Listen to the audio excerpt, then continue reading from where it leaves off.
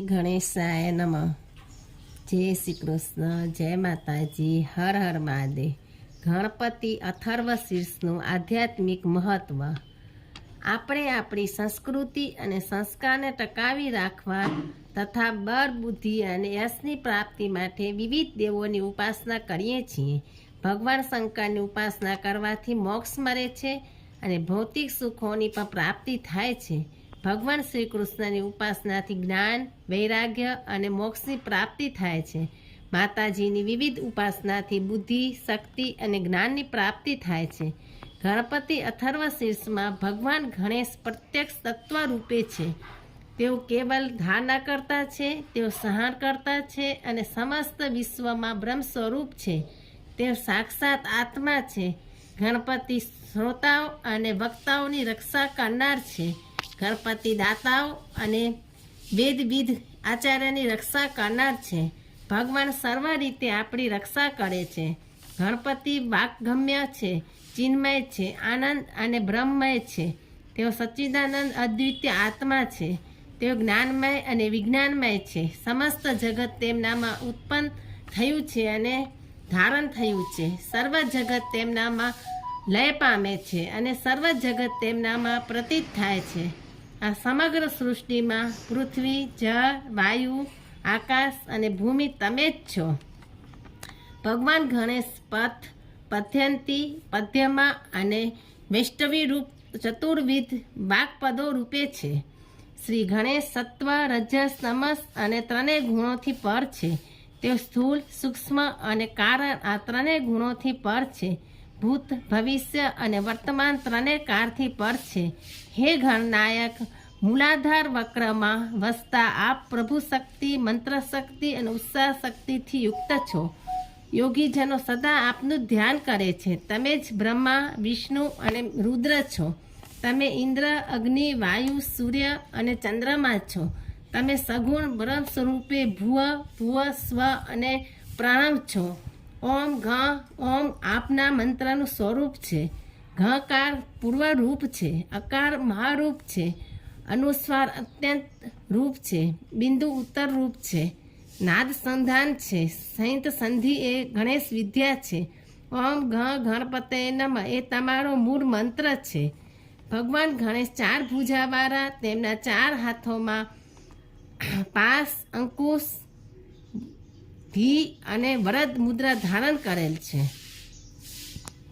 ધજામાં ભૂષકનું ચિહ્ન છે. શ્રી ગણેશ રક્તવર્ણ, લંબોદર, શુભકર્ણ અને રક્ત પરમધારી છે. રક્ત પુષ્પોથી સારી રીતે તે પૂજાય છે. તેઓ પોતાના ભક્તોની મનોકામના પૂર્ણ કરે છે. તેઓ જ્યોતિમય જગતના કારણરૂપ અચ્યુતમ અને પ્રકૃતિ અને પુરુષથી પર એવા એ દેવ સૃષ્ટિના આરંભમાં આવિર્ભાવ પામ્યા છે. ગણપતિના સ્વરૂપનું નિત્ય ધ્યાન કરનાર યોગીઓ સર્વે યોગીઓમાં શ્રેષ્ઠ છે. શ્રી ગણપતિ અથર્વ શીર્ષનો પાઠ કરવાથી એ સર્વ સુખ પ્રાપ્ત કરીને બ્રહ્મમય થાય છે. તેને કોઈ પણ પ્રકારના વિઘ્નો આવતા નથી. તે સર્વ પાપોથી મુક્ત થાય છે. સાયંકાલે પાઠ કરવાથી દિવસભર કરેલા પાપોથી મુક્તિ મળે છે. પ્રાતઃકાલે પાઠ કરનાર રાત્રિ દરમિયાન કરેલા પાપોથી મુક્તિ મેળવે છે. સવાર અને સાંજે બંને સમયે પાઠ કરનાર પાપોથી મુક્ત થાય છે. આ પાઠ નિત્ય સેવનથી ધર્મ, અર્થ, કામ અને મોક્ષની પ્રાપ્તિ થાય છે. આ ગણપતિ અથર્વ શીર્ષના હજારો પાઠ કરનાર જે કામના કરે છે તે તેની સિદ્ધિ પ્રાપ્ત કરે છે. ચોથના દિવસે ઉપવાસ કરીને જે મનુષ્ય આનો જપ કરે છે એ વિદ્યાવાન થાય છે.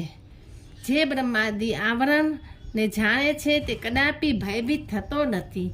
જે ઉપાસકો ધરો દ્વારા ગણપતિનું પૂજન કરે છે તે કુબેર સમાન કોષવાન બને છે. જે ડાંગર દ્વારા પૂજન કરે છે તે યશસ્વી અને મેઘાવી થાય છે. જે 1000 મોદક લાડુ દ્વારા પૂજન કરે છે તે મનોવાંછિત ફળ પ્રાપ્ત કરે છે. જે ઘીમાં બોરેલી સમિધિઓ દ્વારા હોમ કરીને યજ્ઞ કરે છે તે સર્વસ્વ પામે છે. જે ભક્ત 8 બ્રાહ્મણોને અથર્વશીર્ષ સારી રીતે ગ્રહણ કરાવે છે તે સૂર્ય સમાન તેજસ્વી થાય છે.